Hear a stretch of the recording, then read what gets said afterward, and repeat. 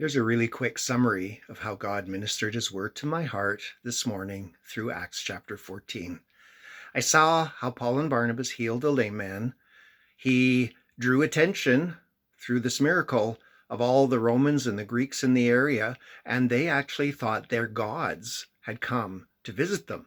They were going to worship Paul and Barnabas and offer sacrifices to them. Paul and Barnabas, of course, stopped that and then shared the gospel with them, telling them all about Jesus. Well, that was good. But the Jews who had hated Paul and Barnabas in other cities, they actually traveled to this city for the specific purpose of stirring up persecution against Paul and Barnabas. So these people who were going to worship Paul and Barnabas as their gods, they actually picked up stones and stoned Paul to at least the point of death. They thought he was dead.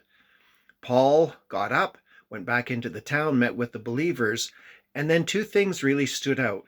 The first is the believers were called disciples, not Christians. Christians was what the world called them. Disciples is what the church called them, because a disciple is a follower of Christ.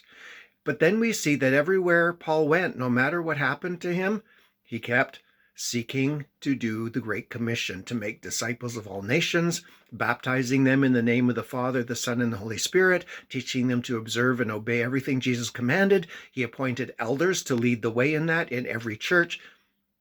Acts chapter 14 is a really good example of how to do that, and I encourage you to read it and then live it out with all your heart.